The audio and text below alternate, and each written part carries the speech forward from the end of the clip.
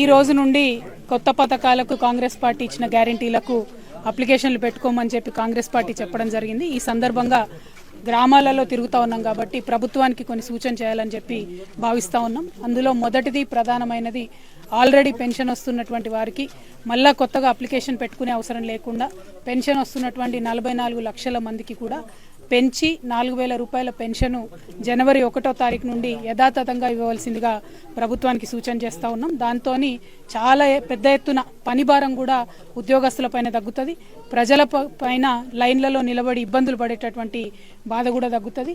ఇదివరకే ప్రతి గ్రామంలో దాదాపుగా ఉన్నటువంటి మీ సేవా కేంద్రాలలో ఈ వివరాలన్నీ కూడా ఉన్నాయి కాబట్టి పెండింగ్ అప్లికేషన్ల వివరాలు ఉన్నాయి, ఆల్రెడీ పథకాలు వచ్చేటటువంటి వాళ్ళ వివరాలు కూడా ఉన్నాయి కాబట్టి వాటిని తీసుకొని తక్షణమే చేసుకోవాల్సిందిగా పెంచినటువంటి పెన్షన్ 1వ తారీఖు నుండి ఇవ్వాల్సిందిగా ప్రభుత్వానికి మేము సూచన చేస్తా ఉన్నాం।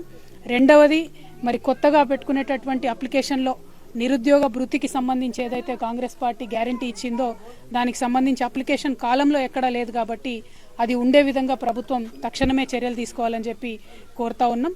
అదేవిధంగా మీ సేవా కేంద్రాలలో ఇదివరకే పెండింగ్ ఉన్నటువంటి రేషన్ కార్డుల అప్లికేషన్లు త్వరితగతిన పూర్తి చేసి ముందుగా రేషన్ కార్డులు అందరికి ఇస్తే అప్పుడు పథకాలు కూడా అందరికి వచ్చేటటువంటి అవకాశం ఉంటుంది కాబట్టి రేషన్ కార్డులను తొందరగా ఇవ్వాల్సిందిగా కోరుతూ మరి ప్రభుత్వం చెప్పినట్టుగా వచ్చే జనవరి 1వ తారీఖు నుండి 200 యూనిట్ల కన్నా తక్కువ కరెంటు వాడేటటువంటి ప్రజలు ఎవరు కూడా నిజామాబాద్ జిల్లా అయినా తెలంగాణ వ్యాప్తంగా ఉన్న ప్రజలైనా కూడా కరెంటు బిల్లు కట్టే అవసరం లేదని చెప్పిండ్రు కాబట్టి జనవరి 1వ తారీఖు నుండి 200 యూనిట్ల కన్నా తక్కువ వినియోగం చేస్తాం అనుకున్నటువంటి ప్రజలు కరెంటు బిల్లు కట్టకండి, లేకపోతే మళ్ళీ మనం అర్జీలు పెట్టుకొని అది లేట్ అవుతుంది కాబట్టి కట్టకుండా ఉండమని కాంగ్రెస్ పార్టీ నాయకులే చెప్తా ఉన్నారు పెద్దలు కాబట్టి కట్టకుండా ఉండండి అని కోరుతూ ప్రజలందరికీ కూడా నూతన సంవత్సర శుభాకాంక్షలు। Thank you. జై తెలంగాణ।